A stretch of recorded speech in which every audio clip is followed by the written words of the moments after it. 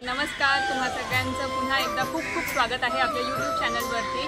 आणि guess what, आज आपण कुठे आलो आहोत? त्या ठिकाणाचं नाव आहे वज्रेश्वरी मंदिर। तो मित्रांनो, इथे येण्यासाठी तुम्हाला ठाण्यावरून जवळपास 50 किलोमीटरचं अंतर आहे आणि आम्ही बाईकने आलो होतो। आणि इथे येण्यासाठी आम्हाला फारसा रूट शूट करता आला नाही, कारण प्रचंड पाऊस होता आणि रस्ते थोडा खडतर होता। ऑसम जागा आहे। आम्ही ऑलमोस्ट 1.5 आवर्समध्ये इथे पोचलो।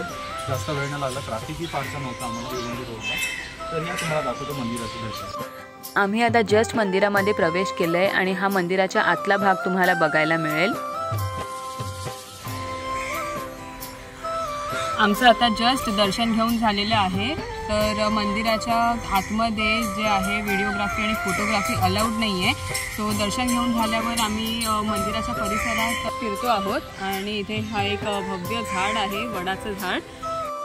या मंदिरात आम्हाला 5 शिवलिंग पाहायला मिळाले। एक्झॅक्टली समोर तुम्हाला एक शिवलिंग दिसेल, तसंच डाव्या बाजूला 3 शिवलिंग आहे आणि उजव्या बाजूला एक मंदिर आहे जिथे शंकराची खूप छान अशी शंकराची पिंडी आहे, तीही तुम्हाला दाखवण्यात येईल। महादेव मंदिराच्या बाहेर आपल्याला नंदी बघायला मिळतील, तसेच इकडे गणपती बाप्पाचे सुद्धा दर्शन होतील। मंदिराचं प्रवेशद्वार जे आहे ते अगदी लहान आहे, पण आतमध्ये तुम्ही बघू शकता की शंकराची पिंडी किती उत्कृष्ट आहे, खूप सुंदर, आणि वातावरण तर इतकं छान आहे। इथे तुम्ही जलाभिषेक सुद्धा करू शकता। मनाला अगदी प्रसन्न वाटेल असं वातावरण आहे इथे, खूप छान वाटते।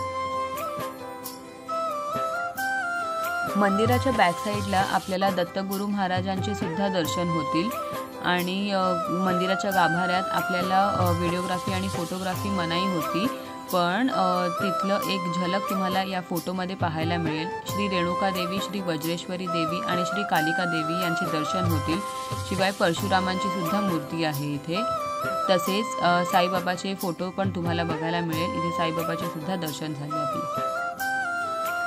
या मंदिराचे एक ऐतिहासिक महत्त्व आहे।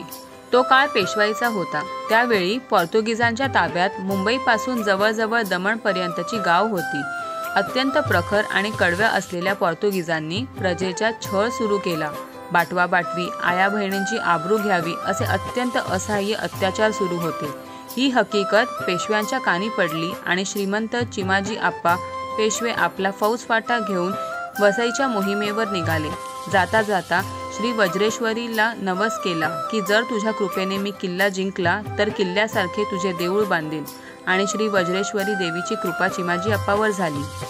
वसईच्या किल्ल्यावर भगवा ध्वज फडकला, प्रजा सुखी झाली व चिमाजी आप्पांनी 1738 साली वसईचा किल्ला जिंकल्यावर देवीचा नवस बोलल्याप्रमाणे भव्य मंदिर बांधून आपल्या नवसाची पूर्तता केली।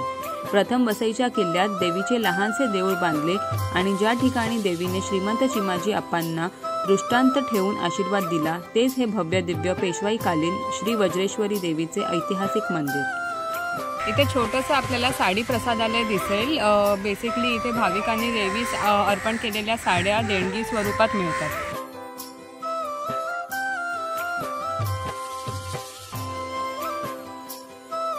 इथे लाडूचा प्रसाद मिळतो आणि त्याची किंमत आहे फक्त 50 रुपये। आणि ज्या भाविकांना देवीचे फोटो विकत घ्यायचे आहे ते इथे वेगवेगळ्या दरात फोटो उपलब्ध आहेत। मंदिराच्या अलीकडे काही दुकानं आहे, इथून तुम्ही लाडू, प्रसाद, ओटी किंवा हार ह्याची खरेदी करू शकतात। देवीचे फोटो सुद्धा इथे उपलब्ध आहेत। अशा प्रकारे हा व्लॉग आपण इथेच संपवूयात आणि पुन्हा एकदा भेटूया पुढच्या व्लॉगमध्ये नवीन ठिकाणावर। तोपर्यंत काळजी घ्या आणि चॅनलला सबस्क्राईब करायला विसरू नका। Bye bye.